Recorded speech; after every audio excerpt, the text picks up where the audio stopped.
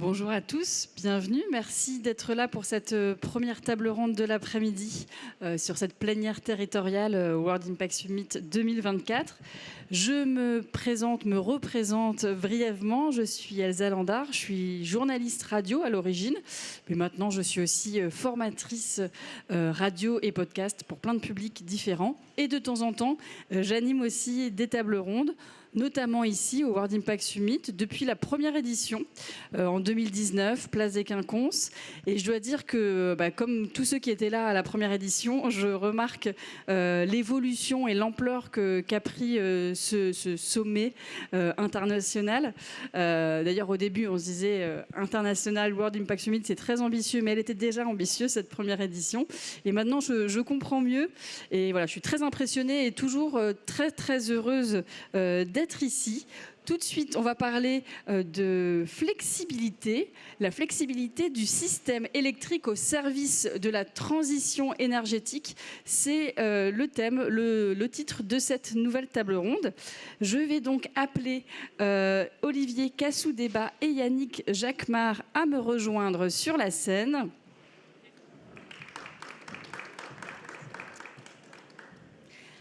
Yannick Jacquemart, bonjour. Vous êtes directeur des nouvelles flexibilités pour le système électrique chez RTE, le réseau de transport de l'électricité. Et Olivier Cassou-Débat, directeur du développement de Voltalis, l'opérateur leader des pilotages de la consommation qui propose notamment des thermostats connectés. C'est un exemple parmi d'autres de flexibilité. Vous allez nous expliquer tout ça et on va discuter un petit peu ensemble. Et je précise qu'à la fin, on gardera quelques minutes pour vos questions. Donc si vous avez des questions, gardez-les dans un coin de votre tête. Petit point vocabulaire avant de commencer, en quelques mots, sans rentrer dans les détails, puisqu'on va le faire juste après. De quoi on parle quand on parle de flexibilité? Qu'est-ce que ça veut dire? Yannick. Bonjour. Bon, en termes simples, quand on parle de flexibilité de consommation électrique, c'est décaler, c'est moduler sa consommation, c'est gérer sa consommation électrique. Une partie peut être décalée à confort inchangé. Et simplement, l'électricité, ça a une particularité, ça ne se stocke pas facilement. Et donc, consommer à 8 h du matin, à midi ou à 19 h, même au sein de la même journée, ça n'a pas du tout le même impact, puisqu'on est au World Impact Summit. L'impact change en CO2, l'impact change en appel sur les moyens qui permettent de produire. Et donc, c'est ça dont on parle et qu'on va détailler. Yannick Jacquemart, un petit point aussi de situation. Les bilans prévisionnels de RTE pour les années 2025-2030 annoncent une grande bascule vers une société décarbonée. Qu'est-ce qu'elles disent, ces prévisions exactement ? Alors, RTE, qui publie régulièrement des rapports de prospective sur un système électrique et plus globalement énergétique, effectivement, voit que la somme des politiques publiques, les objectifs européens, Fit for 55, etc., nous poussent bien vers une décarbonation de l'économie. Et puis, on voit bien les impacts climatiques, c'est l'urgence, c'est maintenant qu'il faut le faire. Donc, c'est dans cette décennie. Et ça pousse RTE à anticiper une croissance de la consommation d'électricité bien plus forte que ce qu'on imaginait, bien plus forte que ce qu'on a connu, parce qu'en fait, elle est stable depuis 15 ans, la consommation d'électricité, même elle a baissé ces dernières années avec la sobriété. Et donc, ça va repartir. Pourquoi ? Parce que l'enjeu CO2 maintenant, ce n'est pas tellement au sein de l'électricité, c'est de basculer des usages fossiles vers d'autres énergies, alors des biogaz, de la biomasse, mais aussi beaucoup d'électricité, parce qu'on voit bien que c'est un des segments sur lesquels on a les technologies à un coût abordable. Et donc, ce que je veux dire, c'est que l'urgence, ce que nous disent aussi ces bilans prévisionnels, c'est que on parle beaucoup de la relance du nucléaire en France, de souveraineté, etc. Tout ça doit se faire et se fera, mais on voit bien que c'est d'ici 2035, voire 2040. Et si on dit que l'urgence, c'est d'agir maintenant, c'est pas avec plus de nucléaire, il faut déjà bien faire fonctionner le parc existant, c'est bien avec des énergies renouvelables. Et donc, la particularité des énergies renouvelables, pour l'essentiel, en dehors de l'hydraulique, c'est bien qu'elles sont ce qu'on appelle, alors certains disent intermittentes, variables, peu importe, mais fatales. C'est au moment où il y a du soleil que les panneaux photovoltaïques produisent, c'est au moment où il y a du vent que les éoliennes tournent. C'est pas très grave, hein. Simplement, ça va nécessiter de changer, de s'adapter. Alors, ce que je vous propose là, c'est la partie un peu technique. Pour ceux que ça intéresse, aujourd'hui, donc en bleu, vous avez la courbe de consommation. En bas, vous avez la production, jaune et vert, là, le solaire et le vent. Et ce qui nous intéresse pour gérer un système électrique, c'est la résultante, c'est la courbe rouge. La courbe rouge, c'est celle qu'on doit alimenter. Donc là, ce que vous avez à chaque fois, c'est une journée, hein, du matin au soir. Et la courbe rouge, c'est celle qu'on doit alimenter avec des centrales pilotables, nucléaires, hydrauliques, thermiques s'il faut. Et donc ce que vous voyez, c'est qu'en 2023, elle a la forme indiquée à gauche, là, avec 2 bosses, une le matin, une le soir.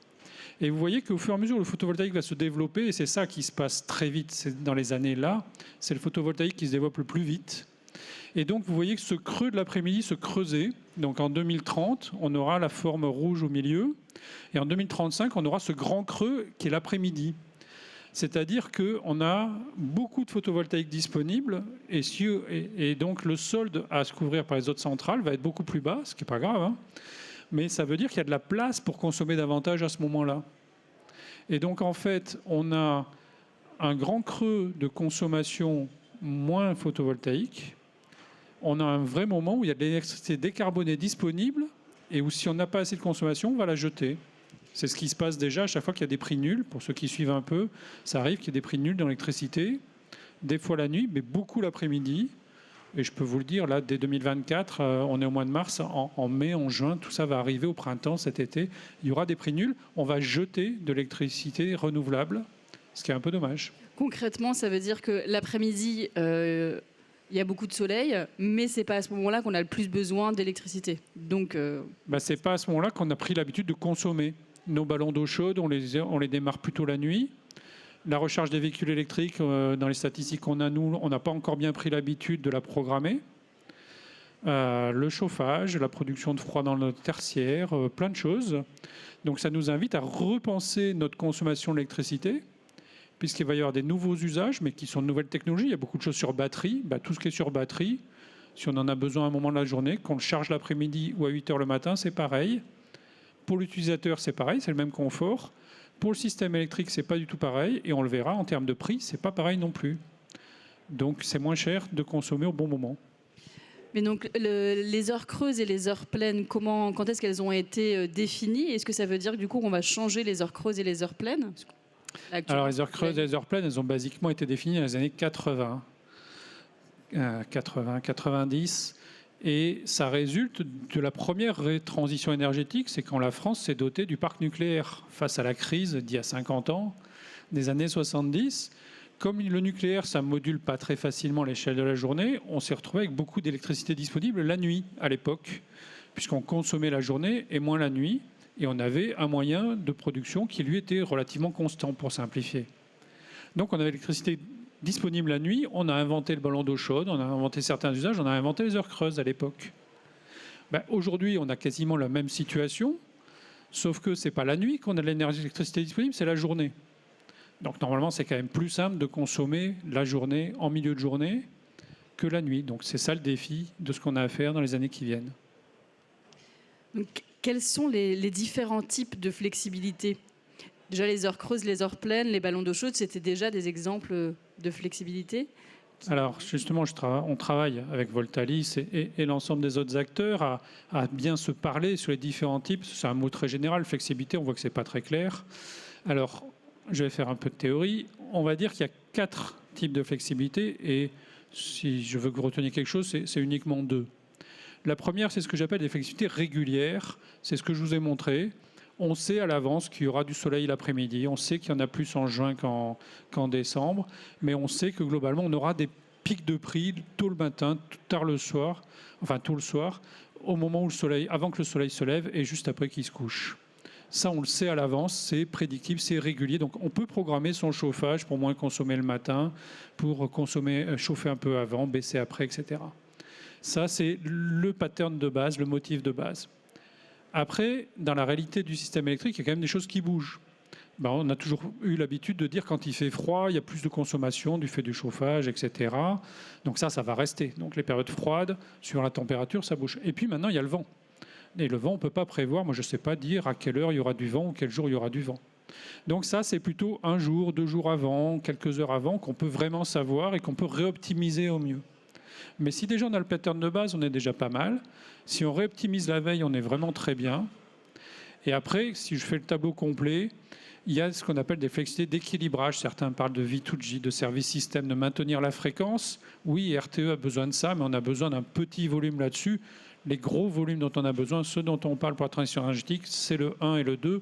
C'est des choses plus simples, qu'on sait à l'avance, soit qu'on sait programmer de base, de façon fixe, soit qu'on connaît la veille.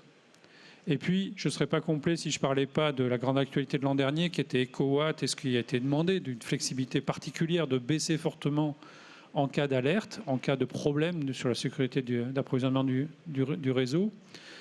Ce système EcoWatt, il existe, on va le développer, mais il y a des pointillés qui disent que ce n'est pas le fonctionnement normal. Ces alertes EcoWatt, c'est parce qu'on avait une situation exceptionnelle, une situation de crise. C'est l'airbag du système électrique. Donc on va le développer. Moi, je suis très content d'avoir un airbag dans ma voiture, mais je n'ai pas envie qu'il sorte.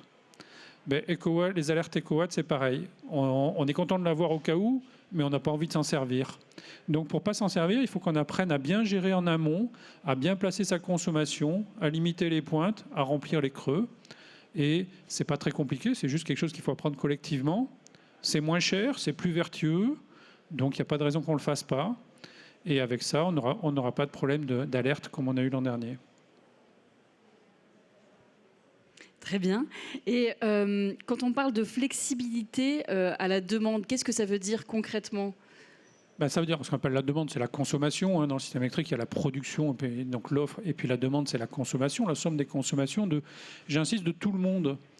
Moi, je me suis occupé des EcoWatt pendant la crise. On me disait, est-ce que vous croyez aux petits gestes ? Je dis toujours oui, je crois énormément aux petits gestes, parce que dans la consommation d'électricité, il n'y a que des petits gestes.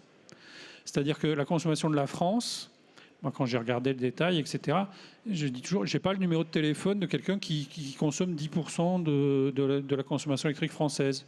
Même la SNCF, c'est pas ça. Arcelor, c'est pas ça. Personne. 10%, c'est quasiment... 15%, c'est... toute l'industrie française. Et donc l'essentiel, c'est du bâtiment. Alors du bâtiment tertiaire, du bâtiment comme ici, des bureaux, des hôpitaux, des écoles, tous les bâtiments, et les maisons aussi. Donc à peu près à part égale, un tout petit peu plus le résidentiel que le tertiaire.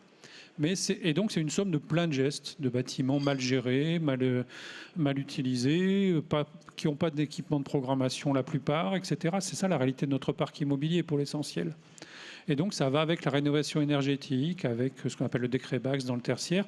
Ça va avec le fait de bien gérer l'énergie dans le bâtiment.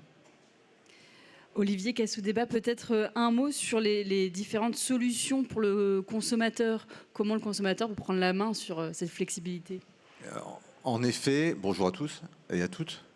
En effet, comme le disait Yannick Jacquemart, il y a besoin d'organiser la consommation de manière beaucoup plus fine qu'elle l'est aujourd'hui. Et ça passe beaucoup par des solutions technologiques. Ça passe aussi évidemment par des efforts personnels de sobriété. On en a entendu beaucoup parler l'année dernière, notamment au moment de la crise lors de l'hiver précédent.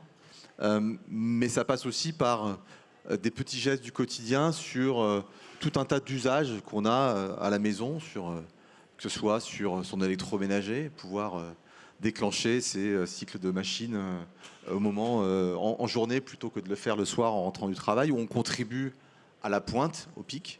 Et il y a des solutions technologiques de programmation, ça sera la même chose quand on va avoir un parc de véhicules électriques extrêmement développé en France. Il va falloir gérer intelligemment cela. Et puis il y a la même chose pour le chauffage. C'est sur ce secteur d'activité-là où Voltalis intervient notamment. C'est-à-dire que le chauffage, et notamment le chauffage électrique, a été très largement développé depuis 40 ans en France, un peu moins depuis une dizaine d'années, mais il y a un parc installé extrêmement important, de l'ordre du tiers des logements en France. Donc on parle de 10 millions de foyers, sans parler des entreprises. Et sur ce levier-là en particulier, il y a moyen de faire beaucoup mieux, notamment en installant des solutions de programmation qui permettent de chauffer à des moments qui sont bien plus utiles pour le système électrique et qui évitent de concourir à la pointe de consommation qui est celle qui tire les prix vers le haut, qui est celle qui oblige à démarrer des centrales d'appoint qui sont pour le coup encore au gaz ou au charbon, donc assez polluantes et assez chères. Et donc il y a toute une batterie de solutions qui existent dans le pilotage de la demande pour permettre effectivement de consommer mieux et de consommer au moment en fait où ça rend utile à la collectivité au sens large. Et quelles sont ces solutions alors?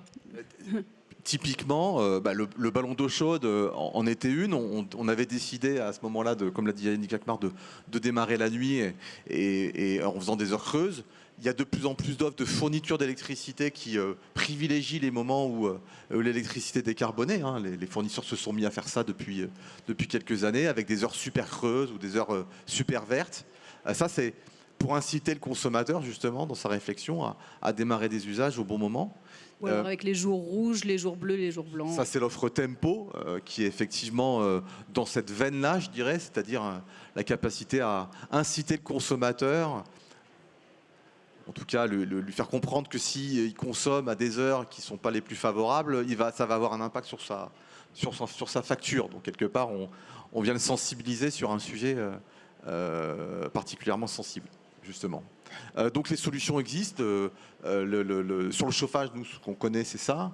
Il y a de l'effacement, enfin une solution de pilotage de la consommation.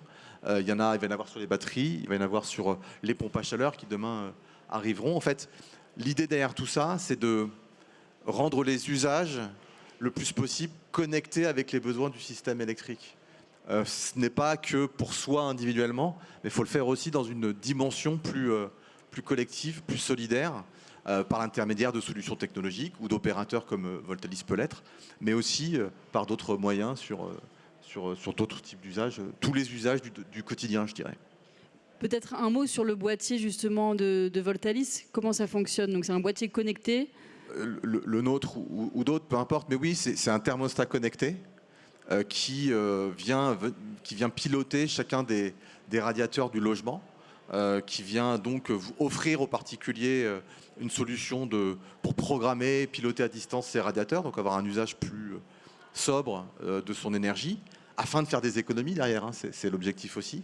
Et puis avec une couche, je dirais, de pilotage à distance par Voltalis, qui intervient justement pour sécuriser le système électrique, à la demande de RTE en particulier.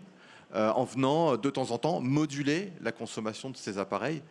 Yannick Jacquemart reviendra tout à l'heure sur ces différentes solutions, et notamment la modulation. Mais c'est ça l'idée, c'est de se dire, peut-être, lorsqu'il y a un pic de consommation qui apparaît en fin de journée, l'hiver, le soir, venir réduire un petit peu cette consommation-là, sans impacter le confort chez les gens. Ça, c'est important. Hein, ça, faut pas que ce soit punitif, il faut que ce soit incitatif.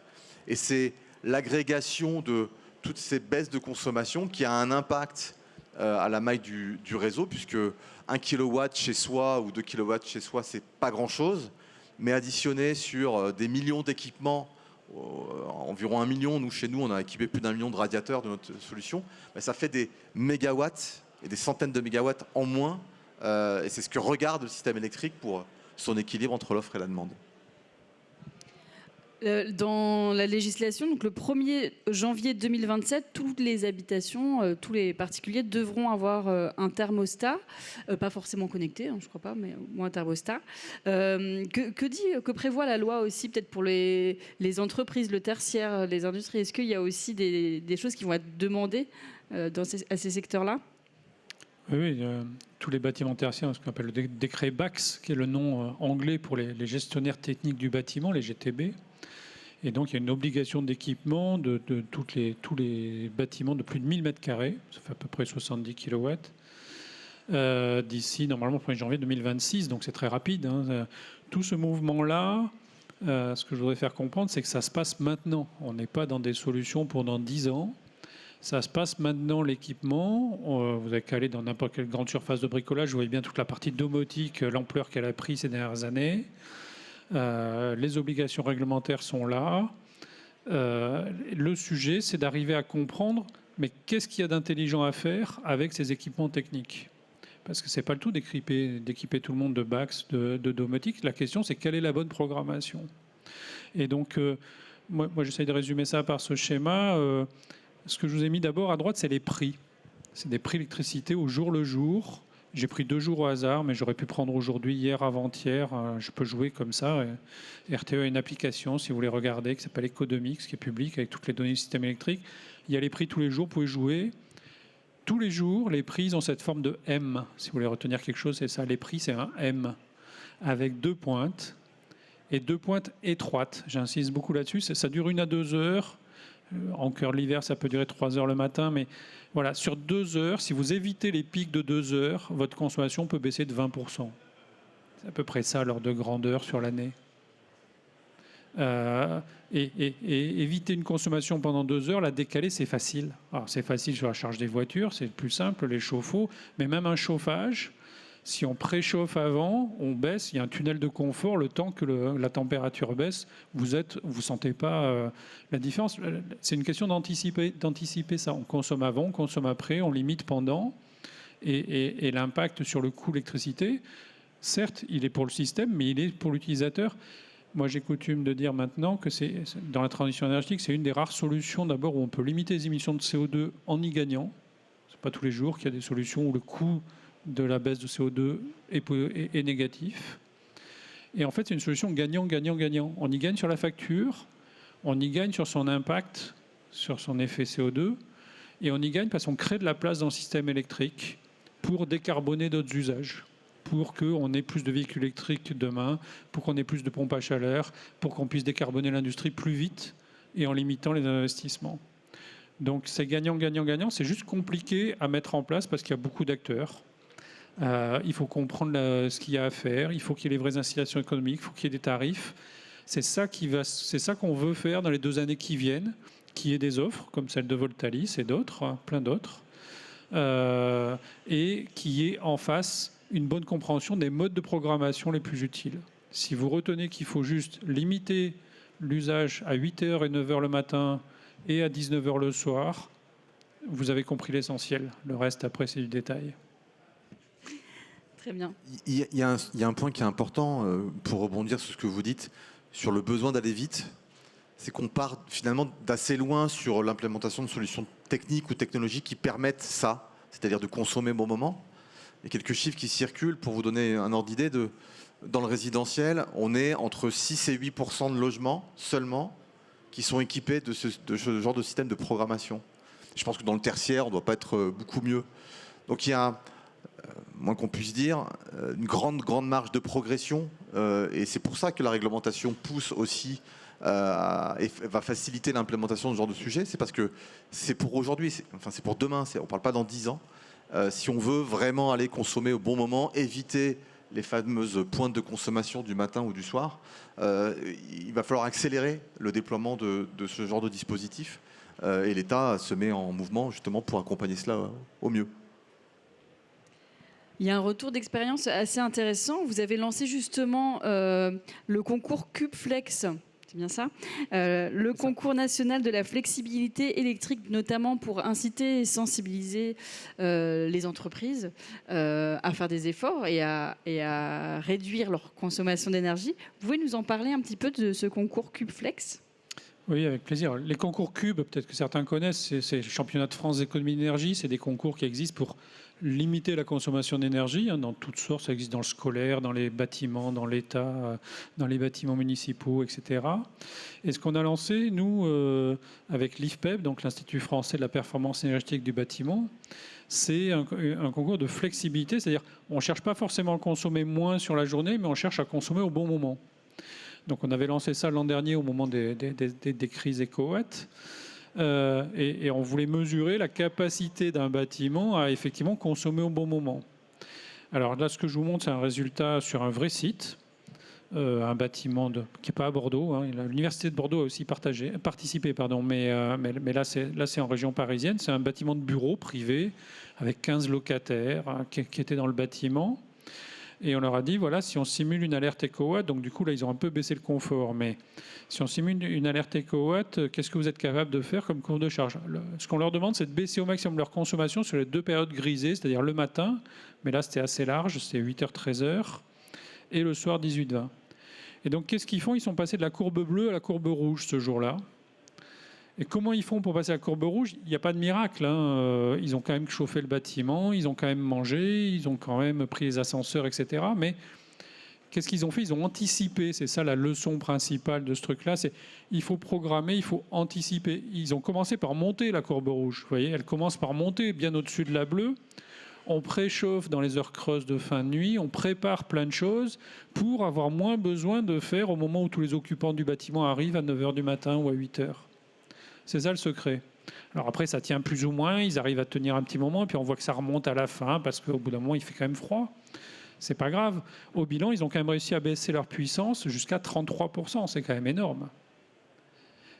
Je ne sais pas si certains dans la salle ont les ordres de grandeur, mais le bâtiment tertiaire en France, un jour d'hiver, c'est à peu près une trentaine de gigawatts. C'est-à-dire plus du tiers de la puissance du système électrique français. Si on le baisse même pas de 33%, mettons de 20%, ça fait 6 gigawatts. C'est l'équivalent de 6 centrales nucléaires dont on n'a pas besoin ponctuellement, hein, pas sur toute l'année. Mais l'ordre de grandeur, c'est ça. On est à la maille, on est à l'échelle d'un sujet de gérer le système électrique. Alors là, c'est un cas un peu extrême parce qu'ils l'ont poussé avec Watt, mais même si tous les jours, ils arrivent à faire que 10% de baisse, 10% au moment où l'électricité est la plus chère, ça leur baisse leur facture totale de peut-être 15% ou quelque chose comme ça. Donc, c'est cet alignement entre l'intérêt du consommateur, du client, l'intérêt global et le fait que c'est une des mesures de transition énergétique qui nécessite le moins d'investissement, parce qu'il y a les outils de pilotage, il y a le savoir-faire, mais ce n'est pas des milliards d'euros dont on parle. C'est un levier absolument important à développer très vite. Juste un élément complémentaire. L'exemple là est typique. Qu'est-ce qu'on regarde, qu'est-ce qu'on voit? On a parlé de baisse du chauffage, parce que c'est le principal levier sur lequel on peut agir. Dans un logement, le chauffage, c'est les 2 tiers de sa consommation annuelle. Je pense qu'on ne s'en rend pas forcément compte. On a eu beaucoup d'informations qui sont passées au moment où il fallait changer les ampoules pour passer au LED, où on parle beaucoup d'éveil, de recharge de téléphone portable. Oui, c'est important. Mais le principal levier, c'est le chauffage. Le chauffage, à lui seul, dans le résidentiel et dans le tertiaire, c'est 40% de la pointe électrique française nationale, si les chiffres sont toujours d'actualité. Donc c'est évidemment le principal levier sur lequel on peut tous agir collectivement, au bureau, chez soi, quel que soit l'usage de l'électricité où on est quelque part. Mais c'est évidemment là qu'on peut faire les principales économies et atteindre les chiffres qui ont été évoqués juste avant. Donc c'est pour ça que c'est un enjeu majeur et essentiel, c'est pouvoir agir sur le chauffage. Je rajoute juste, je me permets, Olivier, donc chauffage tout à fait premier, eau chaude chez les particuliers, on l'a vu. Et le grand sujet qui vient, c'est quand même le véhicule électrique. Parce que le véhicule électrique en consommation totale, c'est pas si gros que ça. Ça va faire 10% de la consommation française, quelque chose comme ça. Par contre, nous, ce qui nous inquiète, c'est si tout le monde charge le soir en arrivant à la maison à 19h ou 18h ou 17h, ça dépend des gens. Mais enfin, quand même, il y a quand même une synchronisation. Et où, le matin, en arrivant au bureau, entre 8 et 9h. À ce moment-là, on va se retrouver avec un pic où tout le monde charge. Ça va durer 1 heure, parce que votre voiture, si vous en servez tous les jours, vous n'avez pas besoin de charger tout. Et puis après, il y aura le creux de l'après-midi où il y aura plein de photovoltaïques. Et il n'y aura plus personne là pour charger. Et à la fin, on va dire « Ah, attendez, j'ai une solution. » Regardez, la solution, c'est il y a des panneaux photovoltaïques sur les toits de toutes les maisons. Cette électricité-là, je la remonte sur des grosses batteries sur le réseau qu'on va installer. Et puis, le soir, on fera redescendre cette électricité pour la vider dans les petites batteries des voitures. Franchement, si on ne fait pas attention, c'est ça qui va se passer. Moi, ça me déprime un petit peu parce que je pense qu'à l'heure de la sobriété et de ressources financières, mais aussi de matière, de gestion de fin de vie de ces batteries, etc., si on en arrive à faire ça, c'est qu'on est un peu passé à côté des solutions simples. La solution simple, c'est juste d'arriver à programmer sa charge de voiture. Je prends la voiture, mais ça peut être plein d'autres appareils. Et il y a des solutions qui existent déjà. Il y a des sociétés. Oui, on ne parle pas c'est pas de science-fiction. C'est la capacité, la difficulté, c'est passer à l'échelle, c'est de comprendre ce qu'il faut faire collectivement, qu'on ait cette pédagogie. On essaye, j'espère que c'est clair. Mais c'est de passer à l'échelle et que tous les acteurs poussent à ça. Donc s'il faut retenir 2 choses, éviter les pointes du matin et du soir. C'est la seule chose à retenir. Et anticiper aussi. Bon, ça va ensemble. Une fois que vous aurez compris qu'il faut éviter, vous verrez que vous êtes amené à anticiper. Retenez une seule chose, c'est le matin et le soir qu'il faut éviter. Et surtout, c'est court. Donc 8-9 Donc il heures, n'y a pas besoin de se 19, priver 20 toute heures. la journée. C'est plus comme le tempo ou le JP d'avant, etc. C'est fini ça. On n'a pas des toujours. problèmes toute la journée. Les offres existent toujours, mais il va falloir qu'on les rénove. Alors c'est pas la responsabilité de RTE, sinon ce serait déjà fait. Mais on pousse le régulateur, on discute avec tout le monde pour faire ça. Mais c'est bien ça. Il nous faut des offres de prix très pointues, si je peux me permettre le terme, avec justement 7 pointes du matin, 7 pointes du soir, pour que vous y gagniez et que vous compreniez qu'il faut placer votre consommation à d'autres moments, la nuit ou l'après-midi. Merci beaucoup Yannick Jacquemart, merci Olivier Cassou-Débat. Il nous reste quelques minutes si vous avez des questions. Voilà, il y a un micro qui va venir à vous, je pense. Ouais, il arrive, le micro. Ils sont côte à côte, c'est pratique, il n'y aura pas trop à marcher. Le voilà. Oui, par rapport au sujet des pointes et des prix en M, sur les offres actuelles, du coup, on a plutôt des... En fait, on est incité à consommer pendant les heures creuses, mais pas forcément à diminuer la consommation pendant les pics. Moi, je me sers de mes heures creuses l'après-midi et la nuit, mais en fait, que je me chauffe après à 17h ou à 19h, ça me coûte le même prix, alors qu'il faudrait au contraire que ça me coûte... Enfin, j'ai pas forcément envie, mais que ça me coûte 3 fois plus cher à 19h pour ne pas que je consomme à ce moment-là. Est-ce que vous pensez que des offres, en fait, au lieu d'avoir des crans qui font diminuer le prix, avoir plutôt une base et des incitations sur ces pics-là, quoi? Bah, vous avez bien compris, oui. Je pense que c'est vers ça qu'il faut aller, alors progressivement. Et, après, ce n'est pas le rôle de RTE, mais la commission de régulation de l'énergie qui fixe les tarifs, en tout cas qui les propose au ministre, a commencé à réfléchir là-dessus. Donc, ils ont fait une consultation publique en décembre sur les tarifs de réseau. J'espère qu'ils vont s'attaquer aux tarifs de vente dans le courant de l'année. Donc, c'est des choses qui vont évoluer. Alors, pas directement comme vous le dites, parce qu'il faut lisser, il ne faut pas qu'il y ait trop de chocs pour les gens, il faut le temps de comprendre. Hein. Mais je pense que d'ici 2030, d'ici 4-5 ans, on va vers ça. Personnellement, je pense ça. Avec un effet un petit peu plus compliqué parce qu'il faut saisonnaliser, parce que le soleil, on n'a pas le même l'hiver et l'été, j'apprends rien à personne, mais donc du coup, à 17h, c'est pas pareil en décembre et au mois de juin. Mais oui, on va vers ça, il faut aller vers ça. Et c'est une mesure de sobriété publique, hein, je pourrais l'appeler comme ça quasiment, parce que c'est vraiment la mesure qui permet de décarboner le plus possible vers l'électricité en laissant de la place sur le système sans demander d'investissement exagéré. C'est de la sobriété ou de l'efficience, je ne sais pas comment il faut le dire, mais c'est une sobriété de moyens pour alimenter la même consommation, parce que j'insiste, vous avez le même confort à la fin. Merci. Une autre question? C'est vraiment en ligne avec ce qui vient d'être dit du côté industrie. Donc, moi, je travaillais en industrie intensive électriquement. Et je connaissais la coupe du canard californien et pas celle de la courbe en M. Donc déjà, merci pour la présentation. C'est la même, mais le temps d'expliquer le canard, voilà. Ça se déforme trop. Il y a trop d'animaux dans la zoologie électrique. Mais... Est-ce que vous croyez, un peu dans le même sens, que demain, on a pas mal de modèles d'usines qui tombent 24/7, bon, certaines par contrainte mécanique ou physiques devront continuer à tourner 24/7, mais ces prix, s'ils évoluent tels que on peut l'intuiter ensemble, de dire avec une baisse de tarifs aux heures de production du renouvelable, notamment, moi je suis à la frontière espagnole, donc on importe de l'énergie, je dirais du solaire d'Espagne. Ça fait 3 semaines qu'ils ont des prix nuls pendant 15 heures voilà. par jour. Hein, bon, et parce que la plus proche centrale nucléaire, elle est à Toulouse. Bon, bref, pas loin. Donc, est-ce que vous croyez vraiment à ce qu'on peut aussi anticiper peut-être des modèles industriels qui pourrait jouer sur ce coût variable de l'énergie, qui est pour le coup un peu intuitif, parce qu'on était, nous, en tant qu'industriels, plutôt sur des prix fixes. Je ne connais pas beaucoup de contrats qui seraient leur creuseur pleine, mais il en existe peut-être. Et quand on voit ce marché du spot qui varie, on se dit, nous, on aimerait bien y aller dedans pour profiter du mieux, même économiquement, d'aller au creux de la courbe. Et quelle est votre conviction là-dessus ? Oui, il y a des sociétés qui commencent à faire ça. Le sujet, il dépend de votre industrie et de votre process. Hein. Nous, c'est des discussions qu'on a avec, par exemple, les gens qui veulent installer des électrolyseurs pour fabriquer de l'hydrogène. Mais c'est des industries extrêmement capitalistiques. Le débat pour eux, c'est est-ce qu'ils savent s'arrêter ou au moins moduler, hein. J'essaie de poser mon vocabulaire, mais j'essaye de mettre en place un vocabulaire pour qu'on comprenne qu'il y a des usages décalables. J'ai parlé de l'eau chaude ou des batteries. Il y a des usages modulables comme le chauffage. On ne peut pas forcément arrêter, mais on peut baisser 30% pendant 2 heures. Il y a des industries qui peuvent faire ça. La production d'hydrogène, ils peuvent moduler l'électrolyseur 30% pendant 2 heures. Mais il faut un stock derrière. Donc il y a des contraintes. C'est un vrai choix industriel, c'est du CAPEX. Ça se dimensionne au départ, ça ne s'invente pas la veille.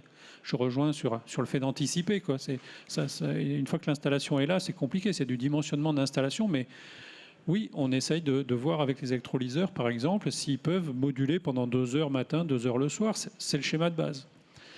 Tout dépend des industriels. Si vous avez un four, il y a des contraintes thermiques, il y a des contraintes de flux, donc tout dépend de votre industrie. Moi, je crois que l'industrie manufacturière, par contre, toutes les usines, l'automobile, etc., quand on fabrique des appareils, souvent, il faut changer la configuration pour passer d'une série à une autre. Ça doit pouvoir se programmer. Donc, il y a beaucoup de choses à faire. Et il y a des choses à faire. Alors, ça, c'est le régime fixe, déjà de base. Et je crois aussi que pour l'industrie, il y a des choses à faire à la maille hebdomadaire. C'est-à-dire qu'on sait la semaine d'avant à peu près quel jour il y aura du vent, quel jour il n'y en aura pas, s'il va faire froid, s'il ne va pas faire froid. Donc on sait si les prix vont décoller tel jour. On sait dire que c'est jeudi qu'il y a un risque de prix élevé plutôt que mardi. Donc ça dépend des industries, mais si on a une maintenance à faire, si on a une pause, peut-être qu'on peut la décaler et on peut optimiser les factures comme ça. J'insiste juste sur l'ordre de grandeur des prix qu'on montre là, hein, et je peux vous les montrer tous les jours. C'est à peu près entre 30 à 50% de variation. Et ça va faire que descendre. L'après-midi, ça va faire que descendre. Une autre question là-bas. Oui. Bonjour à vous, merci beaucoup pour ces interventions très intéressantes. Je travaille pour le ministère de la Justice pour décarboner et réduire les émissions carbone du ministère. Et on se pose beaucoup de questions sur les énergies renouvelables, dont le solaire. Et on se posait la question s'il faut mieux faire de l'autoconsommation ou de la revente pour nos sites qui sont plutôt de bureaux. Donc on pense en premier à l'autoconsommation, mais est-ce que pour le réseau, il faut mieux aussi s'axer vers ces sujets? Alors, vu du réseau, c'est totalement neutre. Donc, moi, je suis pour éviter d'opposer toutes les solutions, c'est-à-dire il faut les ajouter. Hein, pour la transition énergétique, si on veut y arriver, il faut tout ajouter. Hein. Donc, nucléaire, ENR, ça ne s'oppose pas, ça s'ajoute. Autoconsommation, c'est quoi? C'est à la maille de mon bâtiment, j'ai de la production photovoltaïque sur le toit, j'imagine, et j'essaye de placer ma consommation en face. J'y suis naturellement incité. Moi, je vous parle de l'autoconsommation de la France. J'ai une consommation globale française, j'ai de la production globale française, je cherche à mettre les deux l'un en face de l'autre. Donc, si vous le faites à la maille du bâtiment, vous avez fait un bout du chemin. Si vous le mettez en revente, vous laissez d'autres acteurs aider à cette optimisation globale, c'est pas grave. En général, vous n'arriverez pas à faire totalement de l'autoconsommation.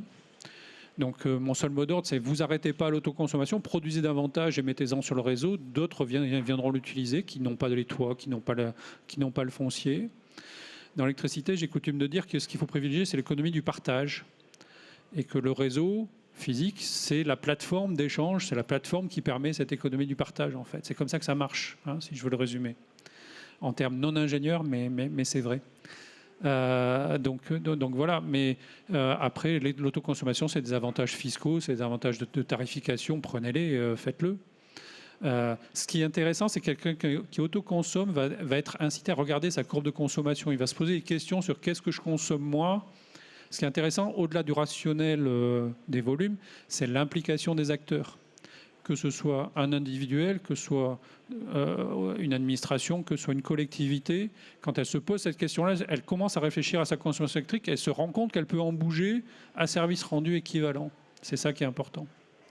Merci beaucoup Yannick Jacquemart, merci Olivier Cassou-Débat. Merci à tous de nous avoir écoutés et puis pour les questions très intéressantes. C'est la fin de cette table ronde. Dans quelques minutes, ici même, réinventer l'économie localement, modèle d'affaires à impact et ancrage territorial avec Thomas Binet, Florent Levavasseur et Jean-Charles Rhin, ou Rhin, je ne sais pas comment on dit, animé par Stacy Algrin. Bel après-midi à tous. Merci.